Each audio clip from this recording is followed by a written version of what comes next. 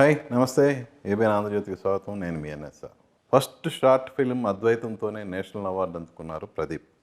So ఆ short film పేరునే తన ఇంటి పేరుగా మార్చుకున్న ప్రదీప్ డైరెక్ట్ చేసిన latest feature film champion Christmas కానుకగా ఆడియన్స్ ముందుకు వచ్చింది. క్రిస్మస్కి రిలీజ్ అయిన సినిమాల్లో ఛాంపియన్గా నిలిచిన ఈ సినిమా గురించి, అలాగే తన కెరియర్ గురించి ప్రదీప్ ఏం చెప్తాడో ఇప్పుడు తనని అడిగి తెలుసుకుందాం. హాయ్ ప్రదీప్, నమస్తే. హలో, నమస్కారం. First of all congrats. Thank you sir, thank you very so much. మంచి అప్లాజ్ వచ్చింది. అవును సార్, అవును సార్. ఎట్ లాస్ట్ మీ థర్డ్ ఫీచర్ ఫిలింకి మీరు అనుకున్న బ్రేక్ అవును సార్, దొరికింది. అవును సార్. సో ఎలా ఇన్నాళ్ళు పడ్డ కష్టానికి తగ్గ ఫలితం లభించిందని ఫీల్ అవుతున్నా ఎలా అసలు? అబ్జల్యూట్లీ సార్, చాలా సంతోషంగా ఉంది. అంటే ఇంత గ్యాప్ తీసుకున్నాక కూడా ఒక మంచి కథ తీసుకొని ఒక మంచి ప్రొడక్షన్ హౌస్ నుంచి రోషన్ లాంటి ఒక ప్రామిసింగ్ స్టార్తోని సినిమా బయటికి రావడము, మేము అనుకున్న కంటెంట్ను ఆడియన్స్ అందరూ యాక్సెప్ట్ చేసి దాన్ని అప్రిషియేట్ చేస్తుండడము చాలా సంతోషంగా ఉంది, చాలా హ్యాపీగా ఉంది. అంటే కెరియర్లో ఇంతకన్నా ఏం కావాలంటే అనుకున్న కథ చేయగలగడం, దాన్ని అందరూ మెచ్చుకోవడం అనేది చాలా ఆనందమైన విషయం. మీ ఫస్ట్ రెండు సినిమాలు ఒక లిమిటెడ్ బడ్జెట్లో అవును సార్, తీసిన సినిమాలు. అవును సార్. బట్ ఎందుకో ఆ బ్రేక్ అయితే రాలా రెండు సినిమాలు రాలేదు సార్. బట్ ఈ సినిమా ఒక ప్రెస్టీజియస్ బ్యానర్. అవును సార్. అంటే 50 years ఇండస్ట్రీలో ఉన్న బ్యానర్. అవును. ఈ ప్రాజెక్ట్ని ఫస్ట్ ఓకే చేసినప్పుడు నీకు ఏమనిపించింది?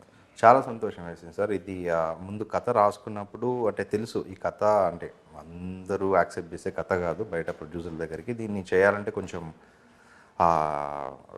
టేస్ట్, సినిమాని కమర్షియల్గా కాకుండా మోర్ ఆఫ్ కంటెంట్ని అర్థం చేసుకోగలిగే నిర్మాత అయితే బాగుంటుంది అని చెప్పేసి అనుకున్నప్పుడు one of my friend Teja అని చెప్పి తను ఇక్కడే కోడైరెక్టర్ చేశాడు అంతకుముందు ఇదే సంస్థలో.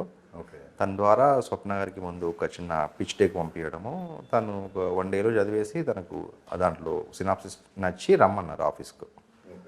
దాని తర్వాత ఇమీడియట్గా స్వప్న గారిని కలిసినప్పుడు హాఫ్ అన్ అవర్ నేరేషన్లోనే తను ఓకే చేసేసింది. తనకు చాలా నచ్చింది.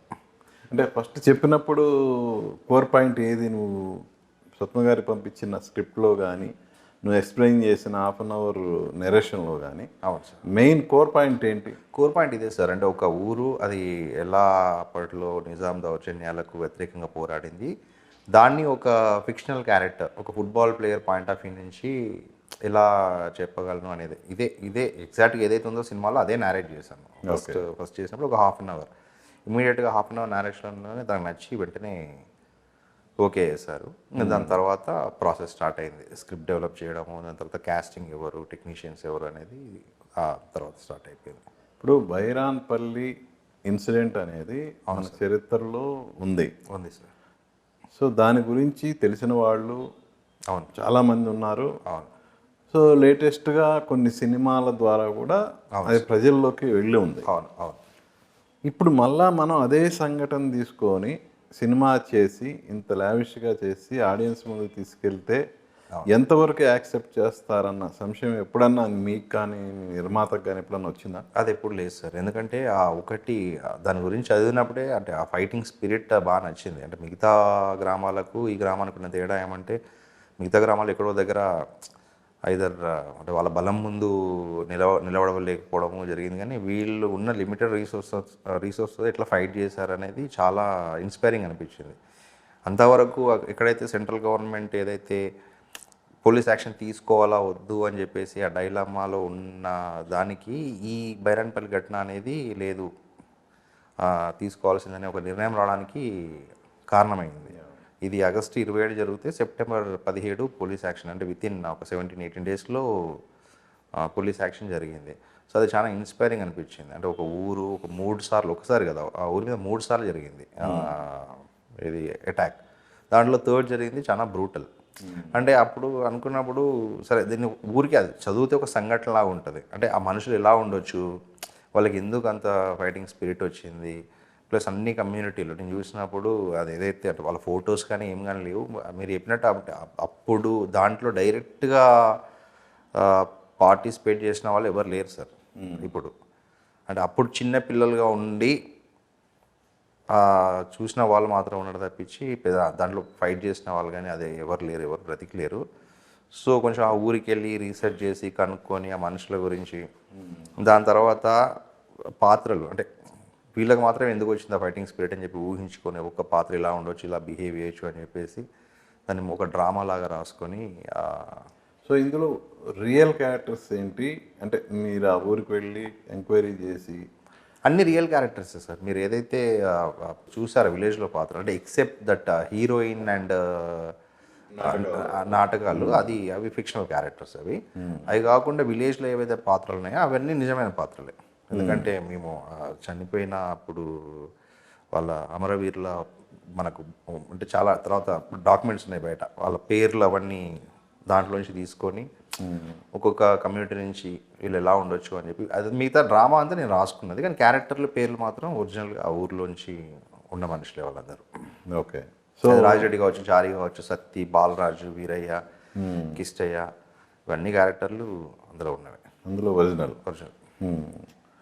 సో ఈ ప్రాజెక్టు 4 years బ్యాక్ మీరు అనుకున్నారు కదా, 4 years బ్యాక్ మీరు పేపర్ మీద పెట్టుకుంది ఇలా ఆడియన్స్ ముందు తీసుకురావడానికి ఇంత డ్యూరేషన్ పట్టడానికి ఏమన్నా రీజన్ ఏమన్నా పర్టికులర్ రీజన్ ఏమైనా ఉందా? అంటే డెవలప్మెంట్స్ కోసం ఏమన్నా లేట్ అయిందా? ఒకటి అంటే ఇలాంటి ప్రాజెక్ట్ చేసినప్పుడు కొంచెం రీసెర్చ్ వర్క్ ఎక్కువ ఉంటుంది అంటే మా స్క్రిప్ట్ సైడ్, నా సైడ్ నుంచి. సో అది స్క్రిప్ట్ పర్ఫెక్ట్గా ఫినిష్ అయిపోయి అథెంటిక్గా ఉండాలి కదా, దానికి అథెంటిసిటీ కోసం కొంచెం రీసెర్చ్ వర్క్ ఒకటి script side. And Roshan okay అయిపోయినాక రోషన్ కూడా ఒక ప్రిపరేషన్, ఆ క్యారెక్టర్ కోసం ప్రిపరేషన్, దానికి టైం తీసుకుంది. దాని తర్వాత టక్కన ఇది చకచక అందరిని అనుకొని చేసే సినిమా కాదు కాబట్టి క్యాస్టింగ్ దగ్గర నుంచి టెక్నీషియన్ల దగ్గర నుంచి అవన్నీ 1 by 1 ఒక్కొక్కటి ఓకే చేసుకుంటూ వెళ్ళేసరికి కొంచెం టైం పట్టింది. అంటే ఈ కథకు ఆ టైం అవసరము.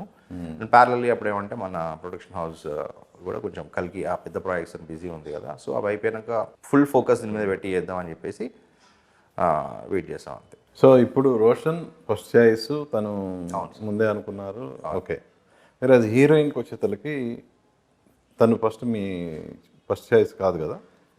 అంటే ముందు షూట్ మొదలు పెట్టినప్పటికీ అంటే అమ్మాయి విలేజ్లో వస్తుంది కదా, సో విలేజ్ పోర్షన్ కాకుండా ఏదైతే అవుట్ సైడ్ విలేజ్ ఉందో రోషన్ ఇంట్రో పోర్షన్స్తో షూట్ మొదలు పెట్టాము. మొదలుపెట్టే ప్రాసెస్లో వెతుకుతూ ఉన్నాము. రోషన్ ఏజ్ కూడా చిన్నది అండ్ ఎవరైతే ఎగ్జిస్టింగ్ ఉన్నారో వాళ్ళ కొంచెం ఎవరు అనుకున్నా కొంచెం పెద్దగా కనబడుతున్నారు మన పక్కన. అలా అని చెప్పి మరి ఈ కొత్త అమ్మాయిని తీసుకొని రాలేము, పర్ఫార్మర్ కావాలి అని చెప్పేసి తన ఏజ్ గ్రూప్కి మ్యాచ్ అయ్యే ప్రొఫైల్ చూసినప్పుడు అనుస్వర అన్ని లాంగ్వేజ్ నుంచి చూస్తున్నాము. మలయాళం నుంచి కొన్ని ప్రొఫైల్స్ వచ్చినప్పుడు అంతకుముందు తన సినిమాలు కూడా నేను చూశాను, స్వప్న గారు కూడా చూశారు. చూసి నాకు బేసిక్గా అమ్మాయిది సూపర్ శరణ్య సినిమా ఇష్టం. అంటే ఎగ్జాక్ట్ ఆ కైండ్ ఆఫ్ క్యారెక్టర్, దాంట్లో లైవ్లీగా కొంచెం హుషారుగా ఉండే క్యారెక్టర్. ఈ అమ్మాయి బాగుంటుందని చెప్పేసి పిలిచి ఆడిషన్.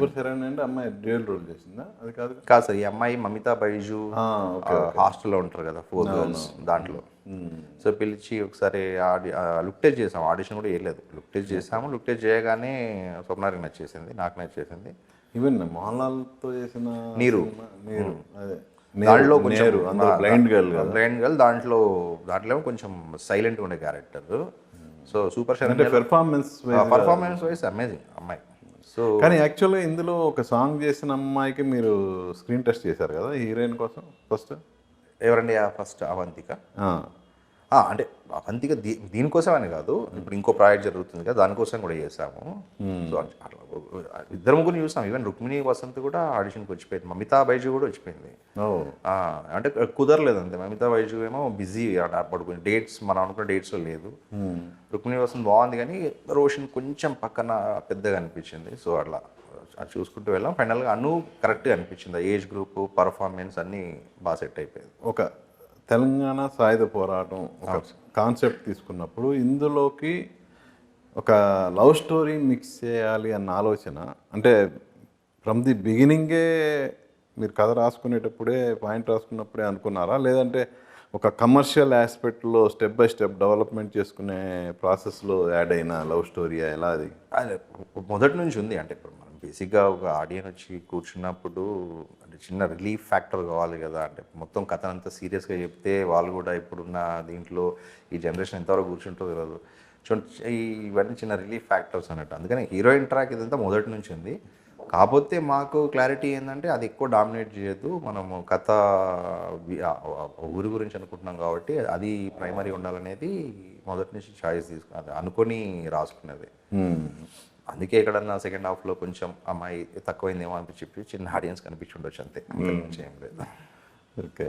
రాజిరెడ్డి పాత్రకి పర్టికులర్గా కళ్యాణ్ సార్ నందమూరి కళ్యాణ్ చక్రవర్తిని అనుకోవడానికి ఏమన్నా రీజన్ ఉందా? అంటే తను యాక్చువల్గా చాలా ఏళ్ళు అవుతుంది మేకప్ వేసుకొని. అవును అవును సో అంత ఒక పొటెన్షియాలిటీ ఉన్న క్యారెక్టర్కి తను తీసుకోవడం అనేది అవును. ఏంటి దాని వెనుకున్న మోటివ్ ఏంటి? అంటే ఒకటి విలేజ్లో ఆ పాత్ర ఊరి పెద్ద పాత్ర కాబట్టి కొంచెం స్టేచర్ ఉన్న యాక్టర్ కావాలనేది మొదటి నుంచి తెలుసు. ఏమంటే ఆ, ఎక్కువ రోజులు ఉండే పాత్ర అది. షూటింగ్ అప్పుడు కూడా మాకు ఎక్కువ రోజులు ఉండే పాత్ర.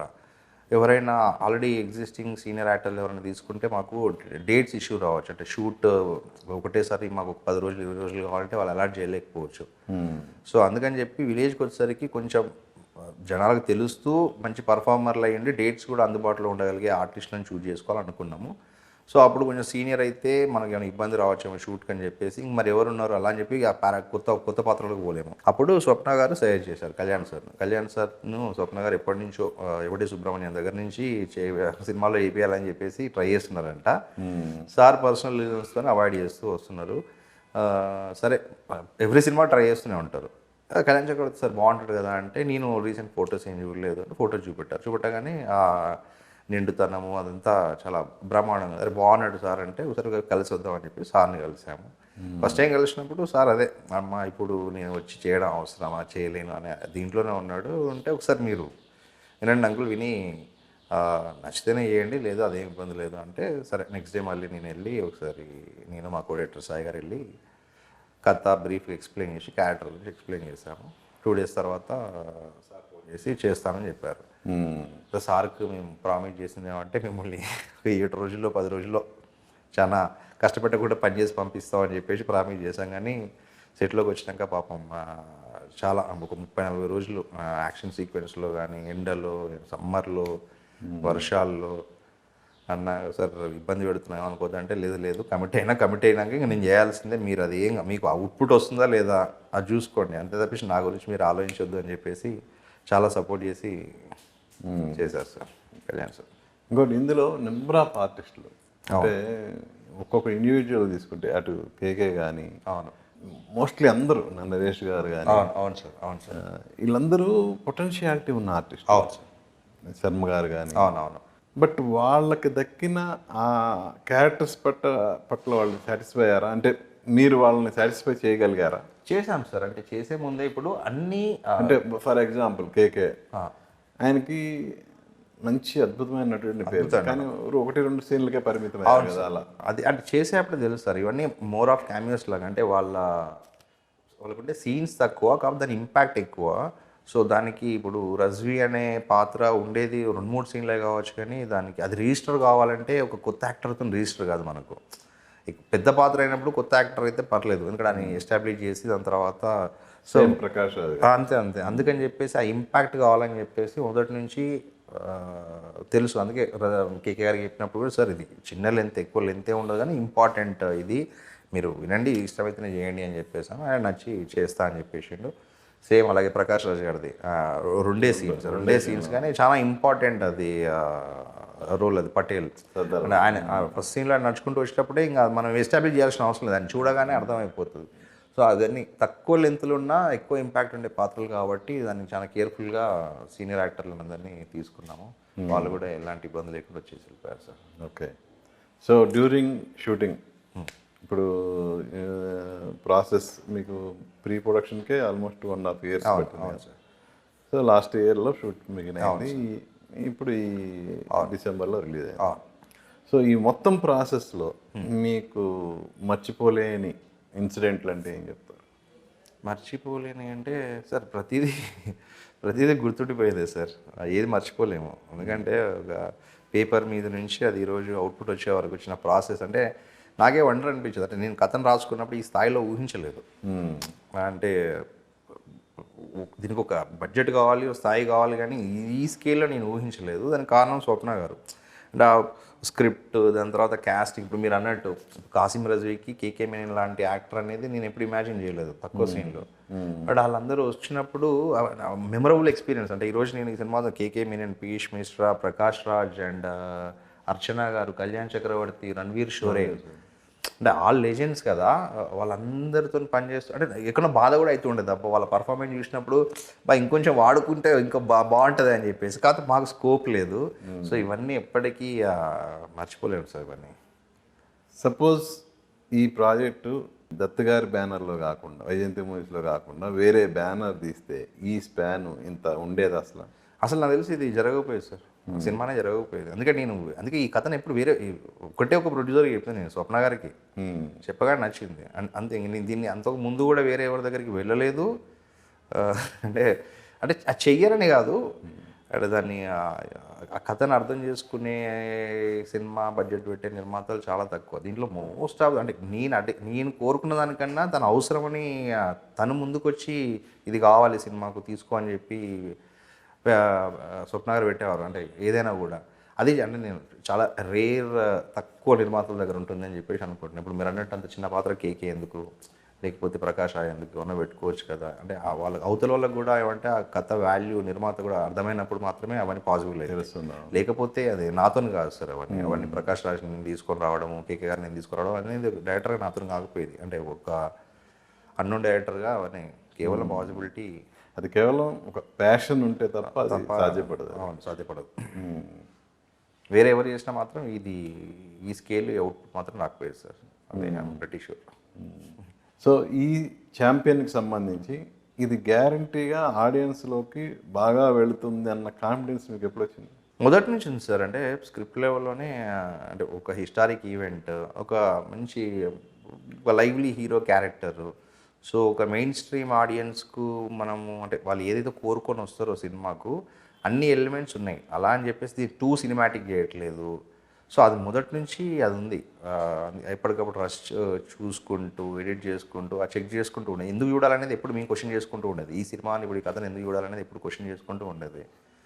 సో అందుకే దాన్ని ఎంత అప్పీలింగ్గా చేయగలము, పాటల దగ్గర నుంచి, విజువల్స్ దగ్గర నుంచి, కాస్టింగ్ దగ్గర నుంచి ఎంత ఇంట్రెస్టింగ్. ఇప్పుడు ఆడియన్స్ రావాలంటే పుల్లింగ్ ఫ్యాక్టర్ కావాలి కదా, ఆడియో పెద్ద హిట్ అలా అని చెప్పేసి ఏదో హిట్ ఆడియో కావాలని పెట్టింది కదా. అది కథ స్క్రిప్ట్కి తగ్గట్టు పాట పెట్టడం, ఆడియో పెద్ద హిట్ కావడము, ఇంకా అంటే చూడడానికి ప్లెజెంట్ కూడా అంటే తను ఏమంటాం ఐ ప్లెజర్ అంటాం కదా, అది ఉండాలి. దానికోసం మంచి సినిమాటోగ్రాఫర్, ప్రొడక్షన్ డిజైనర్ తర్నీ గారు అండ్ కాస్టింగ్. ఒక ఆడియన్స్ రావాలంటే కనబడాలి కదా తెర మీద. మన బిడ్డ మీద మనకి ప్రేమ ఉంటుంది సహజం. కాకపోతే ఆ బిడ్డ ప్రతిభ అనేది ఎప్పుడు బయటకు వచ్చిన తర్వాత కానీ తెలియదు. అవును తెలుసు. సో అది ఒక విధంగా చెప్పాలంటే మీ ఫస్ట్ సాంగ్ రిలీజ్ చేయగానే అవును ఓకే ఇది మనం ఆడియన్స్ మనసులు గెలవగలం అన్న కాన్ఫిడెన్స్ నాకు తెలిసి అప్పుడు వచ్చి ఉంటుంది. అప్పుడు ఫస్ట్ సాంగ్తో వచ్చింది సార్. అంటే మేము నమ్మాము, మనం నమ్మిన దాన్ని ఆడియన్స్ ఎప్పుడైతే యాక్సెప్ట్ చేస్తారో అప్పుడు ఓకే. ఆ ఫస్ట్ సాంగ్ వచ్చినప్పుడు అది మేము ఊహించలేదు అంత వైరల్ వెళ్ళిపోతుందని చెప్పేసి. ఆ పాట ఎప్పుడైతే బాగా హిట్ అయిపోయిందో, గిరా గిరా దాని మీద రీల్స్ వచ్చినప్పటి నుంచి ఓకే కరెక్ట్గానే ఆలోచిస్తున్నాం అని చెప్పేసి అర్థమైంది. ఈ టైప్ ఆఫ్ మూవీస్కి బ్యాక్గ్రౌండ్ మ్యూజిక్ కూడా ఎంతో ఇంపార్టెంట్. అవును అవును. సో బ్యాక్గ్రౌండ్ మ్యూజిక్ మీకు ఎలా సింక్ చేసుకోగలరు మ్యూజిక్ డైరెక్టర్తో? మిక్కీకి కథ చెప్పినప్పుడే అదే దీంట్లో కొంచెం డిఫరెంట్ జానర్స్ ఆఫ్ మ్యూజిక్ కావాలి అది అర్థమైపోయింది మిక్కీ. ఎందుకంటే ఎక్కడో హీరో జాజ్ సాంగ్ దగ్గర నుంచి విలేజ్లో మెలోడీ, లాస్ట్లో ఫోక్ అండ్ బ్యాక్గ్రౌండ్ స్కోర్ కూడా ఆ ఫస్ట్ హాఫ్ అన్ అవర్ ఏదైతే మైకేల్ పోర్షన్ వచ్చేసరికి ఒక కైండ్ ఆఫ్ మ్యూజిక్, విలేజ్లో క్యారెక్టర్ కోసం కైండ్ ఆఫ్ మ్యూజిక్, ఇదంతా ముందు నుంచి మిక్కీతో డిస్కస్ చేసుకున్నాం. అందుకే మిక్కీ ఈ సినిమా కోసం ఒక 2 నెలల ముందు ఇక్కడికే వచ్చి కూర్చొని బ్యాక్గ్రౌండ్ స్కోర్ చేశారు. ఓకే. అందుకే ఇంటర్వెల్ బ్లాగ్ కానీ, ఫుట్బాల్ సీక్వెన్స్, క్లైమాక్స్ అదంతా చాలా మంచి అప్రిషియేషన్ వస్తుంది. ఇంటర్వెల్ బ్లాక్ అయితే ఇంకా అది ప్రతి ఒక్కరు యునానిమస్గా చాలా చాలా బాగా చేశారు మిక్కీ అని చెప్పేసి. ఈవెన్ ఫస్ట్ సీన్ నుంచే ఆడియన్స్ని ఇన్వాల్వ్ చేసిన ఆ విధానం. అవును సార్. ఇప్పుడు జనరల్గా ఒక హీరో కళగా అంటాడు. అవును. ఆ డ్రీమ్ సీక్వెన్స్ కోసం దట్టు ఒక ఇమేజ్ లేని హీరో మీద అంత లావిష్గా తీయటం. అవును అవును అవును. అది జనరల్గా మనం వేరే ప్రొడ్యూసర్లు అయితే ఏం చేస్తారు, ఆ సీన్ మార్చేయమంటారు. సీన్ మార్చమనకపోయినా జస్ట్ వర్డ్స్లో చెప్పినా కూడా అది కన్వే అయింది, కరెక్ట్గా మనం కన్వే చేయగలిగితే. అవును. సో సో ఇట్లా నేను కళ్ళగంటున్నాను, నాకు అక్కడికి వెళ్ళాల్సింది, ఇంగ్లాండ్కి వెళ్ళి ఫుట్బాల్ క్లబ్లో ఆడాలనేది నా గోల్ అనేది ఈవెన్ వర్డ్స్లో చెప్పినా కూడా కన్వే అయిపోతుంది. బట్ ఆ సీన్ కోసం అంత లావిష్గా ఒక ఇంగ్లాండ్ అట్మాస్ఫియర్ క్రియేట్ చేసి అంత లావిష్గా అక్కడ వాళ్ళ మనుషుల్ని అక్కడ క్రియేట్ చేసి చేయటం అనేది అవును సార్, నియర్లీ ఒక దాదాపు ₹1,00,00,000 ఖర్చు అయినట్టేగా. అయి ఉంటుంది సార్, ఆబ్వియస్లీ ఉంటుంది. ఎందుకంటే ఫస్ట్ షూట్ చేసింది అదే, అది ప్లస్ వాళ్ళ కాస్ట్యూమ్స్, వాళ్ళు జూనియర్స్ కాస్ట్యూమ్స్, ఈజీ అంతా కలిపింటే ఖచ్చితంగా అయి ఉంటుంది. ఖచ్చితంగా అయి ఉంటుంది. సో అది ప్రొడ్యూసర్స్ ఫ్యాషన్. అంతే సార్, అది స్వప్న గారు చెప్పాను కదా, తను లేకపోతే, తన సపోర్ట్ లేకపోతే అవుట్పుట్ రాకపోయేది. సో రిలీజ్ తర్వాత మీరు అందుకున్న బెస్ట్ కాంప్లిమెంట్ ఏంటి? చాలా వచ్చినాయి సార్. అంటే నాకు అంటే అఫ్కోర్స్ చాలా వస్తాయి, అందులో మర్చిపోలేదంటే మర్చిపోలేదంటే నాకు పర్సనల్గా మన అదే చంద్రశేఖర్ ఎలియట్ గారు కాల్ చేశారు, మీ గురువు. గురువు.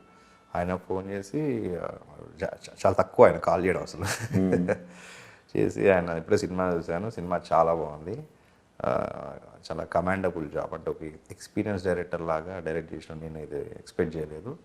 First half I'm very much impressed. Second హాఫ్లో చిన్న అంటే ముగ్గురి 3 ఎమోషన్స్ని జస్టిఫై చేయడంలో అక్కడక్కడ చిన్న ఎమోషనల్ కోషన్ మిస్ అయింది.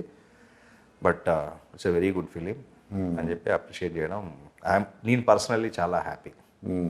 ఎందుకంటే ఆయన మ్యాన్ ఆఫ్ చాలా లెస్ వర్డ్స్ కదా చందు గారు, ఆయన అప్రిషియేట్ చేయడం అనేది నాకు చాలా, ఇంకా వేరే ఎవరి రివ్యూలు నాకు అవసరం లేదనేది. మీ ఫ్యామిలీ సైడ్ నుంచి వచ్చిన అప్లాజ్ ఏంటి? అంటే చిన్న వయసులోనే మీ ఫాదర్ దూరం అయ్యారు. ఫ్యామిలీ సైడ్ నుంచి అంటే ఇంకా ఫ్యామిలీ అంటే వాళ్ళకి మనం ఏం చేసినట్టు నచ్చుతుంది కదా సార్, అది ఎంజాయ్డ్ ఇట్. సినిమా వాళ్ళు చూశారు, దే ఎంజాయ్డ్ ఇట్. వాళ్ళు కూడా అదే, అమ్మ ఇంత సినిమా అని చెప్పి, ఇంత పెద్ద స్కేల్ సినిమా అని మేము కూడా ఎక్స్పెక్ట్ చేయలేదు. అంటే వాళ్ళు ఎప్పుడు షూట్కి రాలేదు, చూడలేదు కదా, చేస్తున్నాము, అదే ఆల్ లవ్డ్ ఇట్. ఎలా అండి, మీ ఫాదర్ లాయరు, మంచి పేరుంది లాయర్, అవును సార్, మీరు లా చేశారు. అవును. సో లా చేసి కూడా ఆ తర్వాత ఆల్ ఆఫ్ సడన్గా యానిమేషన్ సైడ్ వెళ్ళారు. లేదు అంటే లా చదువుతూనే యానిమేషన్ నేర్చుకున్నాను సార్. అప్పుడు 5 years కోర్స్ అది లా చేసేది. సో అది ఇప్పుడంటే అప్పట్లో కొంత కాలేజ్ పోవాల్సిన అవసరం ఉండకపోయేది, ఎగ్జామ్స్ ఒకటి రాసుకుంటే సరిపోయేది. సో చాలా టైం ఉంటుంది. సో అది చేస్తూనే మధ్యలో యానిమేషన్ నేర్చుకొని దాంట్లో జాబ్ చేస్తూ ఒక పక్కన డిగ్రీ ఫినిష్ అయిపోయింది. ఓకే. ఇంకా దాని తర్వాత యానిమేషన్ ఇండస్ట్రీ నుంచి నాకు యానిమేషన్ ఇండస్ట్రీకి ఏమంటే ముందు ఫిలిం మెయిన్ టార్గెట్ అయితే ఫిలిమే. అంటే దాంట్లో నాకు పోస్ట్ ప్రొడక్షన్ ప్రాసెస్ అంతా నేను నేర్చుకున్నది అక్కడి నుంచి. నాకు ప్రవీణ్ పూడి ఎడిటర్ వీళ్ళందరూ ఉన్నారు కదా, వాళ్ళంతా కొలీగ్స్ నాకు వాళ్ళంతా. ఓకే. సో అక్కడ పోస్ట్ ప్రొడక్షన్ ప్రాసెస్ అంతా అక్కడ నేర్చుకొని ఆ ఎక్స్పీరియన్స్తోని చందు గారి దగ్గర కొన్ని రోజులు ఉన్నాను, దేవ దగ్గర కొన్ని రోజులు పనిచేస్తాను. దాని తర్వాత బయటకు వచ్చి ఇండిపెండెంట్గా వస్తున్నాను. అది యానిమేషన్ ఇండస్ట్రీలో మీరు ఒక విధంగా చెప్పాలంటే మంచి పేరు తెచ్చుకున్నారు కదా, మల్టీనేషనల్ కంపెనీలు కూడా మీకు మంచి ఆఫర్స్ ఇచ్చినాయి. అవును సార్. బట్ ఎందుకు ఆ ఆఫర్స్ని మీరు యాక్సెప్ట్ చేయకుండా ఈ సైడ్ రావడానికి రీజన్ ఏంటి? అదే ఫిలిం మేకింగ్ ఇంట్రెస్ట్ కదా సార్, డైరెక్టర్ కావాలనేది ఇంట్రెస్ట్. ఓకే. దానికంటే ఇప్పుడు ఒక క్వాలిఫికేషన్, ఇప్పుడు ఎవరి దగ్గర జాయిన్ కావాలన్నా కూడా ర్యాండమ్గా పోయి సార్ ఏడీగా జాయిన్ అవుతా అనే దానికన్నా, సార్ నా క్వాలిఫికేషన్ ఇది, నేను ఈ రకంగా మీకు ఉపయోగపడగలను అంటే వాళ్ళు తీసుకోవడానికి ఈజీ ఉంటుంది కదా. అంటే అరే మనకు కూడా పనికి వస్తుందని చెప్పేసి పెట్టుకుంటారు కదా, దానికోసం ఆ బ్యాక్గ్రౌండ్ నుంచి వచ్చి అదంతా నేర్చుకొని దాని తర్వాత నేను 3D యానిమేషన్లో మీరు ఒక క్యారెక్టర్ క్రియేట్ చేశారు, అది ఇంటర్నేషనల్ లెవెల్లో పేరు వచ్చింది కదా. అవును సార్. అప్పుడు ఏది ఆ మిక్కీ మౌస్ క్లబ్ హౌస్ అని చెప్పేసి 2004లో డిజ్నీ వాళ్ళు చేసిన ఫస్ట్, అంతవరకు 2D ఉండేది, దాన్ని 3Dకి ఫస్ట్ చేసి మిక్కీ మౌస్ క్లబ్ హౌస్. దాంట్లో డొనాల్డ్ క్యారెక్టర్ నేను డిజైన్ చేసింది. అప్పుడు డాటా క్వెస్ట్ అని కంపెనీ ఉంటుంది, ఇప్పుడు లేదు, అది దాంట్లో చేశాను. సో మీరు ఆ యానిమేషన్లో పనిచేసిన అనుభవం మీ సినిమా మేకింగ్కి ఎంతవరకు ఉపయోగపడింది?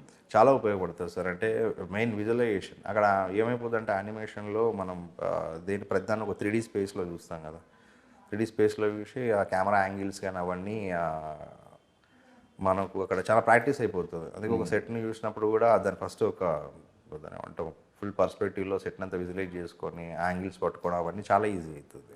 అఫ్కోర్స్ మీరు యానిమేషన్ చేసే టయానికి ఇంత విజువలైజేషన్ పరంగా ఒక సినిమాకి ఇంత విజువలైజేషన్ అవసరం ఉంటుందనేది లేదు. బట్ వేరేజ్ ఇప్పుడు టోటల్గా అవును విఎఫ్ఎక్స్ అనేది వైటల్ రోల్ ప్లే చేస్తుంది. అవును సార్. సో ఆబ్వియస్గా డెఫినెట్గా మీరు ఆ 3D అనేది చాలా అంటే చాలా హెల్ప్ అవుతుంది. ప్రొడక్షన్ కంట్రోల్ చేసే విషయంలో కానీ, ఈవెన్ షార్ట్స్ కంపోజింగ్లో కానీ మీకు చాలా ఉపయోగం. చాలా హెల్ప్ అవుతుంది సార్. అక్కడ వీ హ్యావ్ ఎవ్రీథింగ్ కదా, అక్కడ కెమెరాస్ ఉంటాయి, లైట్స్ ఉంటాయి 3Dలో. సో అది చాలా హెల్ప్ అవుతుంది. సో ఫస్ట్ షార్ట్ ఫిలిం అవును సార్. మీరు తీసింది అద్వైతం. అద్వైతం ఫస్ట్ షార్ట్ ఫిల్మ్కే నేషనల్ అవార్డు వచ్చింది కదా. అవును సార్. సో అంటే అది చాలా రేర్గా జరుగుతుంది. అవును, అలాంటి గుర్తింపు రావడం అనేది. అవును అవును. సో ఫస్ట్ షార్ట్ ఫిల్మ్కి ఆ రేంజ్లో గుర్తింపు రావడం మీద ఎలా అనిపించింది అప్పుడు? అది అంటే చాలా సర్ప్రైజ్ సార్. అది బేసిక్గా అద్వైతం కథను ఒక స్టోరీ లాగా చేసుకున్నాం అనుకున్నాం. అంటే ఎవరైనా ప్రొడ్యూసర్ కలిసినప్పుడు అప్పట్లో అంటే 2011 ఆ టైంలో కొత్తల్లో కొంచెం ఇప్పటిలాగా కాదు కదా, ఒక ఛాన్స్ ఇవ్వాలంటే ఇంకా ఫిలిం మీద అద్వైతం కూడా ఫిలిం మీద జరిగిన రోజులు నమ్మకం రావాలంటే మనం ఏదైనా చేస్తుంటే బాగుంటుంది కదా అని చెప్పేసి దానికోసం చేసింది అది, స్టోరీల కోసం. సినిమాకి అది విజిటింగ్ కార్డుగా అయింది. అయింది సార్, అయింది.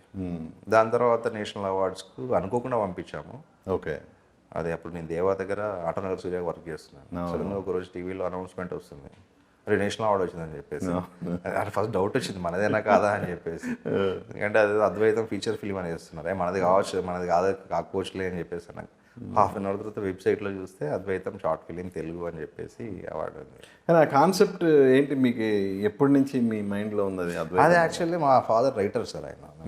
ఆయన రాసిన ఒక షార్ట్ స్టోరీ అది. ఓకే. దాన్ని తీసుకొని నేను